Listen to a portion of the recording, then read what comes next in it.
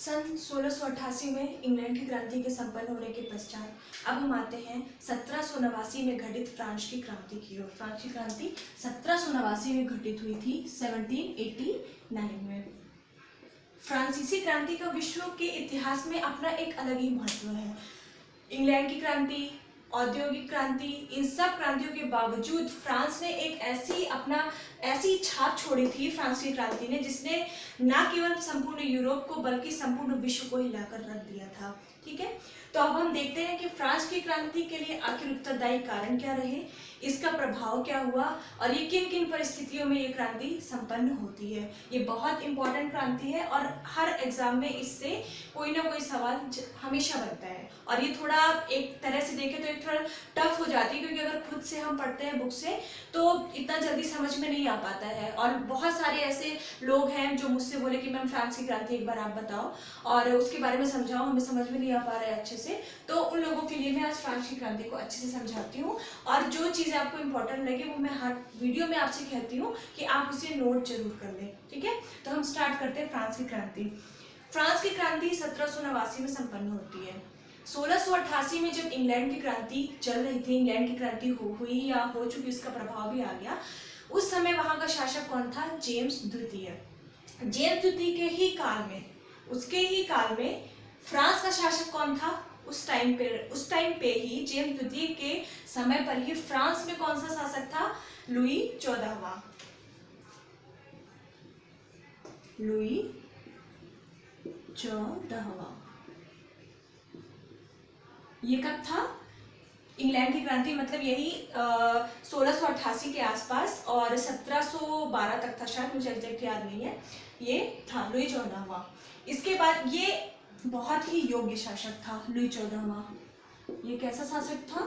ये योग्य शासक था। उसके बाद आता है लुई 15वां। लुई 15वां और लुई 16वां।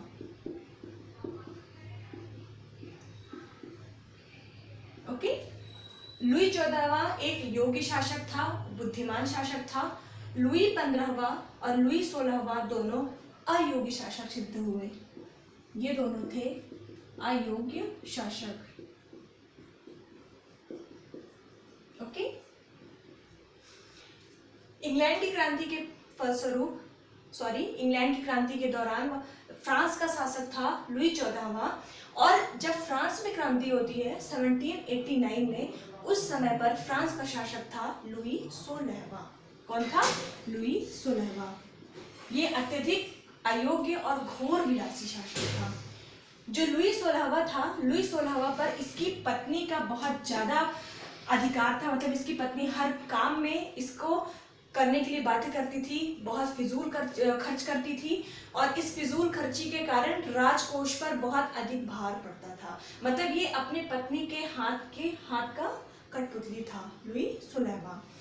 अब हम देख लेते हैं जिस दौरान ये क्रांति संपन्न हुई, फ्रांस की क्रांति जिस दौरान संपन्न हुई, उस दौरान इंग्लैंड को छोड़कर संपूर्ण यूरोप पर, इंग्लैंड में क्यों नहीं, क्योंकि 1688 में जब इंग्लैंड की क्रांति होती है तो वहां पर एक राजतंत्र की स्थापना, संवैधानिक राजतंत्र की स्थापना हो जाती है, जिसके कारण वहां का जो समाज था वो अत्यधिक सुखी और राजनीतिक व्यवस्था सुदृढ़ होने लगती है। ठीक है, उसके बाद से फ्रांस सहित अन्य यूरोपीय देश इंग्लैंड को छोड़कर सभी यूरोपीय देशों में पुरातन व्यवस्था विद्यमान थी। सभी यूरोपीय देशों में पुरातन व्यवस्था। अब ये पुरातन व्यवस्था क्या थी? पुरातन व्यवस्था वही जो हर क्रांति का आधार बनता है। क्या? निरंकुश राजतंत्र। पुरातन व्यवस्था क्या थी? निरंकुश राजतंत्र।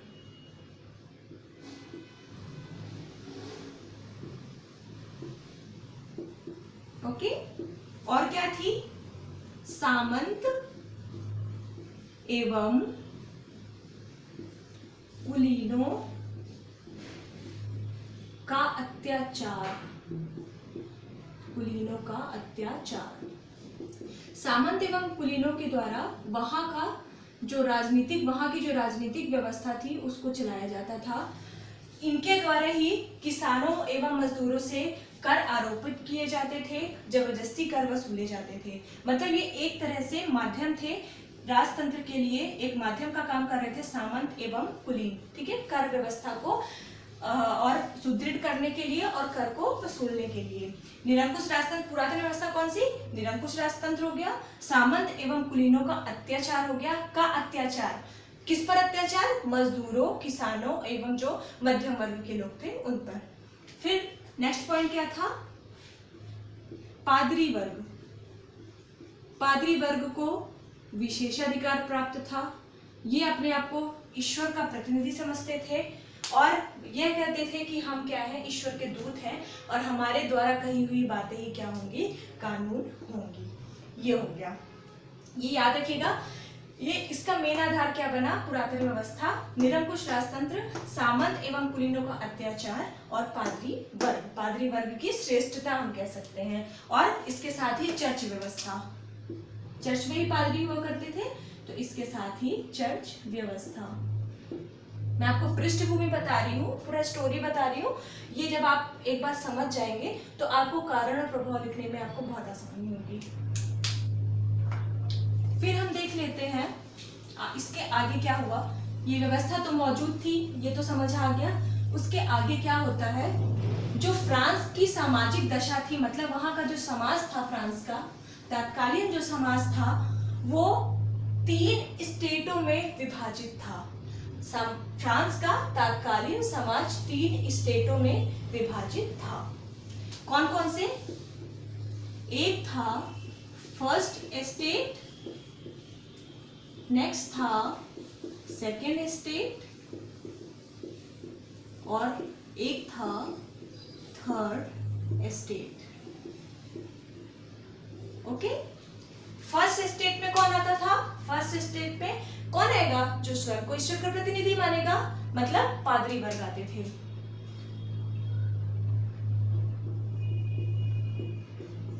पादरी वर्ग, ठीक है। सेकेंड स्टेट में कौन आएगा? सेकेंड स्टेट में वो आएंगे जो राजतंत्र का और इस पादरी वर्ग का माध्यम बने हुए थे, मतलब सामंत एवं कुलीन वर्ग।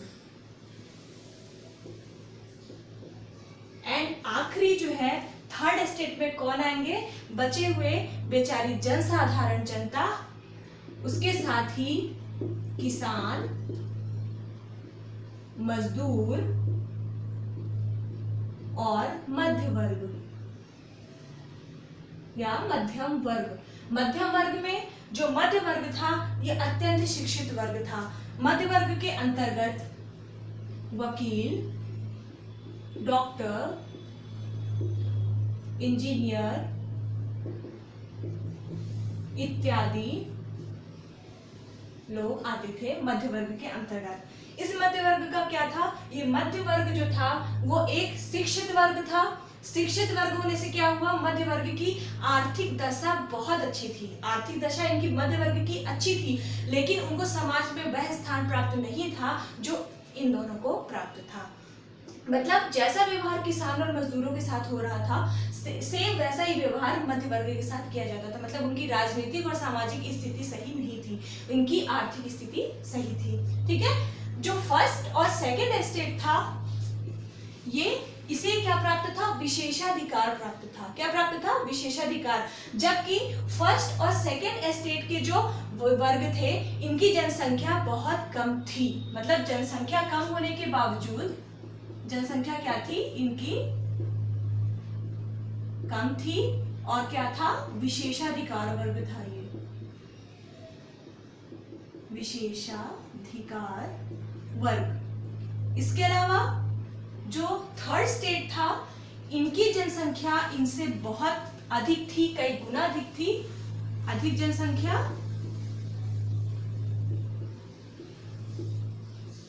अधिक जनसंख्या, परंतु विशेषाधिकार या अधिकार विहीन लिख सकते हैं आप, अधिकार विहीन वर्ग।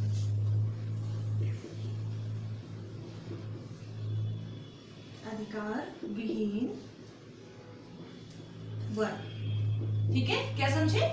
जो फर्स्ट एस्टेट था और सेकेंड एस्टेट था, जनसंख्या में ये दोनों स्टेट बहुत कम थे, लेकिन विशेषाधिकार केवल इन दोनों स्टेट को प्राप्त था। किन्हें? पादरी वर्ग, सामंत और कुलीन वर्ग को। जो थर्ड स्टेट था वो जनसंख्या में बहुत अधिक था इनकी अपेक्षा, फिर भी इनको अधिकार प्राप्त नहीं थे, मतलब ये एक अधिकार विहीन वर्ग था। जो पादरी वर्ग था, पादरी वर्ग में भी एक उच्च पादरी हुआ करते थे, उच्च वर्ग हुआ करता था, और एक निम्न वर्ग हुआ करता था। निम्न वर्ग। जो उच्च वर्ग था ये अत्यंत विलासी वर्ग था, मतलब भोग विलास, आराम, कर वसूलना, अत्यंत विलासी वर्ग था।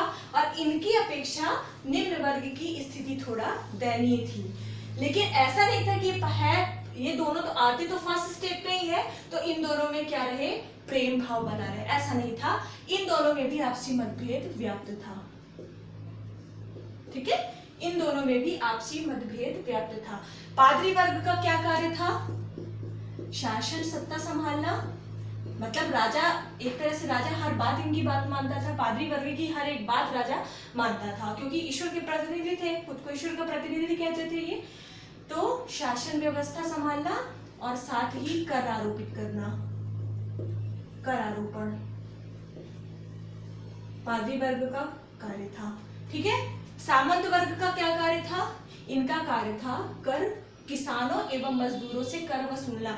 ये देखिए, जनसंख्या में कम थे, विशेष अधिकार भी मिले हुए थे, आर्थिक एवं सामाजिक स्थिति भी बेहतर थी, लेकिन इन दोनों वर्गों से कर नहीं लिया जाता था। मतलब जो कर आरोपण था वो केवल थर्ड एस्टेट के लिए था। तो कर लगाता कौन था? ये वर्ग। आरोपित कौन करता था? वसूलता कौन था? सामंत एवं कुलीन वर्ग कर वसूलने का कार्य करते थे,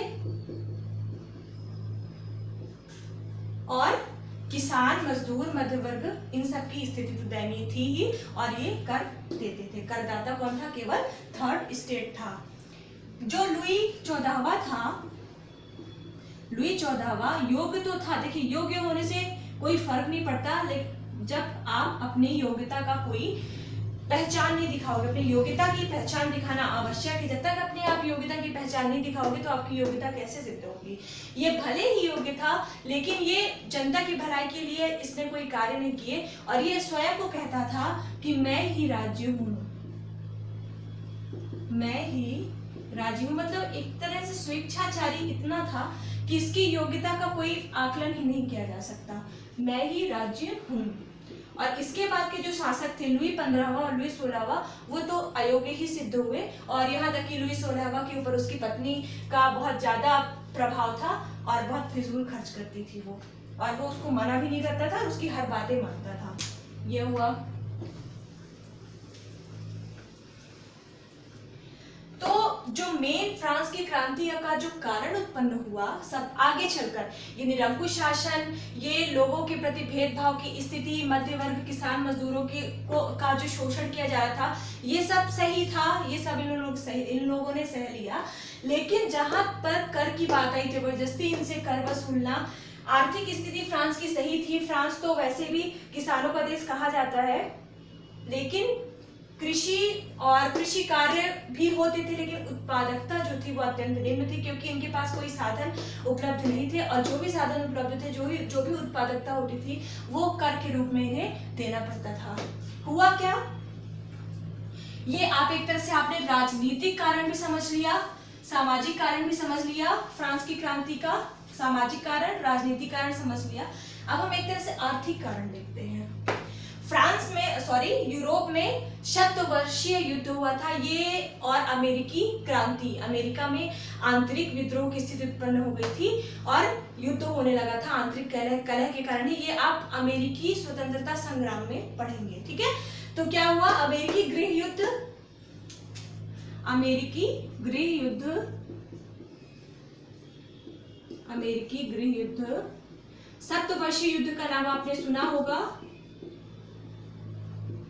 सप्तवर्षीय युद्ध, और साथ ही ऑस्ट्रिया का उत्तराधिकार का युद्ध,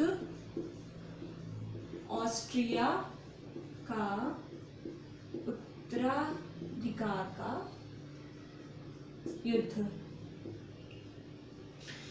इन सब युद्धों में फ्रांस ने बढ़ चढ़कर भाग लिया। किसमें? अमेरिकी गृह युद्ध, सप्तवर्षीय युद्ध, ऑस्ट्रिया के उत्तराधिकार युद्ध में अमेरिका ने बढ़ चढ़कर भाग लिया। अब बढ़ चढ़कर भाग लेने से सैनिक क्षति के साथ साथ आर्थिक क्षति भी होना तो लाजमी था। तो फ्रांस की जो आर्थिक दुर्दशा थी वो डामाडोल हो गई, डामाडोल हो गई। और आर्थिक दुर्दशा डामाडोल होती है तो आप चलो आप कर वसूलते हो तो आप हर वर्ग पर कर आरोपित करो। ये बेचारे ये थर्ड स्टेट आखिर कितना कर देंगे, ये कितनी व्यवस्था सुधारेंगे यहाँ की। लेकिन फिर भी ऐसा नहीं हुआ।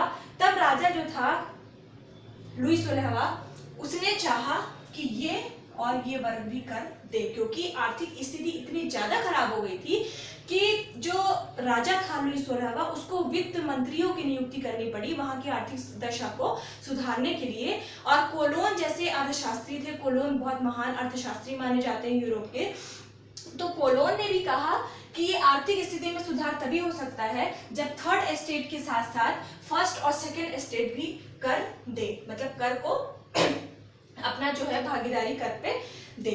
ठीक है, लेकिन क्या हुआ, फर्स्ट स्टेट और सेकेंड स्टेट ने इसे मानने से इनकार कर दिया।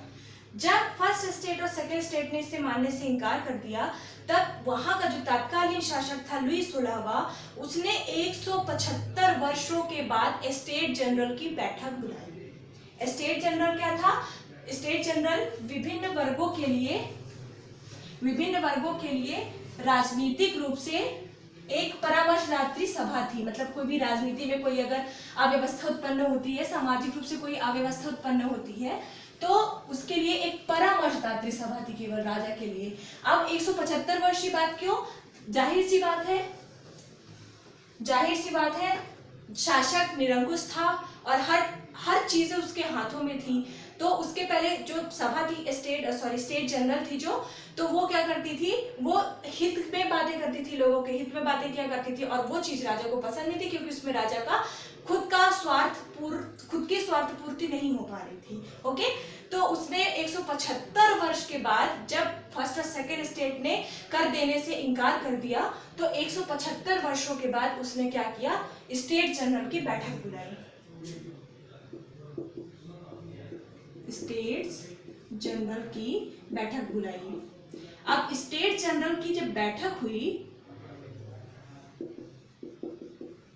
उसमें क्या हुआ, यही आप फर्स्ट स्टेट और सेकेंड स्टेट को एक मान के चले और थर्ड स्टेट को एक मान के चले। ठीक है, क्योंकि ये दोनों तो सेम ही थे लगभग, ये फर्स्ट एंड सेकेंड स्टेज।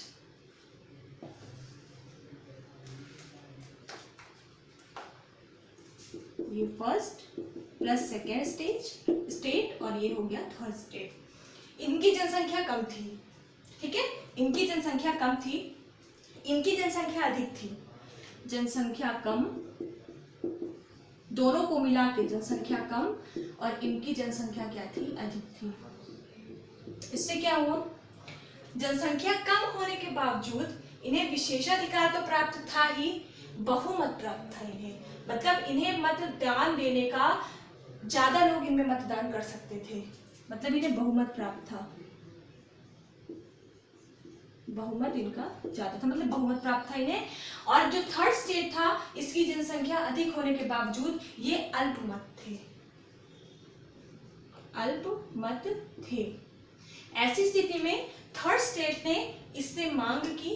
ठीक है, दोनों की बैठक हुई और इससे मतदान को लेकर, जो मतदान था ये बहुमत थे, ये अल्पमत थे, तो मतदान को लेकर दोनों स्टेटों में आपसी फूट हो जाती है, मतभेद हो जाता है। और मतभेद होने के बाद जो फर्स्ट और सेकेंड स्टेट था वो थर्ड स्टेट के साथ बैठक करने को मना कर देता है। जैसे ये फर्स्ट एंड सेकेंड स्टेट इसके साथ बैठने को मना करता है, थर्ड स्टेट इसे अपना अपमान समझता है और वह बैठक छोड़ के, जो थर्ड स्टेट के थे मध्य वर्ग किसान मजदूर, ये बैठक छोड़कर चले जाते हैं। वहां से जाने के बाद पास में ही एक टेनिस कोर्ट था। टेनिस कोर्ट था, ये टेनिस कोर्ट में जाकर अपनी सभा करते हैं और स्वयं को राष्ट्र का प्रतिनिधि घोषित कर देते हैं, क्योंकि थे तो ये जनसंख्या में तो ये ज्यादा ही थे। तो क्या करते हैं, यहाँ से जाकर टेनिस कोर्ट में अपनी एक आपस में ही एक सभा करते हैं और स्वयं को क्या करते हैं, एक राष्ट्रीय सभा के रूप में घोषित करते हैं। और बैठक के बाद संविधान सभा की बात निकलकर सामने आती है कि एक संविधान सभा का निर्माण होना चाहिए, संविधान सभा का निर्माण होना चाहिए। संविधान सभा के निर्माण की बात जब ये फर्स्ट और सेकेंड स्टेट के पता चलती है, संविधान सभा के निर्माण की बात जब फर्स्ट और सेकेंड स्टेट को पता चलती है, तो ये क्या करते हैं, इसके निर्माण का विरोध करते हैं। इस विरोध के कारण जो वहां की सामान्य जनता थी, 14 जुलाई 1789 को बास्तील के किले पर आक्रमण कर देती है।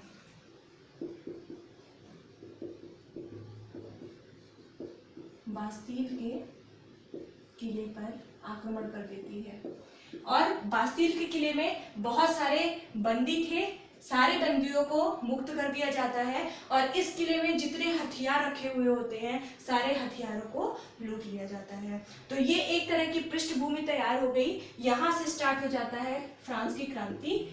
ये जो मैंने समझाया है वो आपको समझ में आ गया होगा। अब मैं जब इसके कारण बताऊंगी पॉइंट वाइज, तो आपको बिल्कुल भी परेशानी नहीं होगी कारणों को समझने या याद करने में, क्योंकि आपने एक स्टोरी पढ़ ली है तो वो आपको स्टोरी जैसा वो आपको लर्न रहेगा।